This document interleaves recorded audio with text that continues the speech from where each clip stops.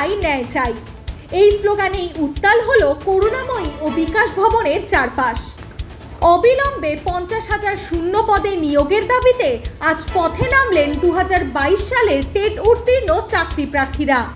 লক্ষ্য ছিল করুণাময়ী মোড়ে জমায়েত হওয়া।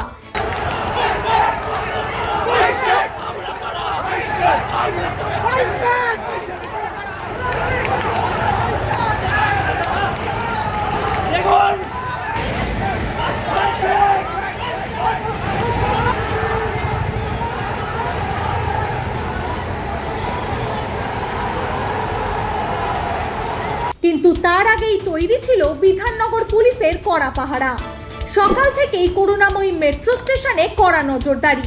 স্টেশন থেকে বেরোতে না বেরোতেই দেখা হচ্ছে পরিচয়পত্র, এক এক করে বেছে নেওয়া হচ্ছে আন্দোলনকারীদের, তারপর সরাসরি তুলে দেওয়া হচ্ছে পুলিশের বাসে। তবুও থামেনি প্রতিবাদ। করুণাময়ী মেট্রো স্টেশন থেকে বেরিয়েই মিছিল এগিয়ে চলেছে প্রাথমিক শিক্ষা পর্ষদের দিকে। প্রত্যেকের দাবি একটাই, যোগ্যরা চাকরি চাই, 50,000 শূন্য পদে নিয়োগ চাই। এদিকে একই ছবি দেখা গেল বিকাশ ভবনের সামনেও। অভিযান, স্লোগান আর উত্তেজনায় মুহূর্তে রণক্ষেত্রের চেহারা নেয় গোটা এলাকা।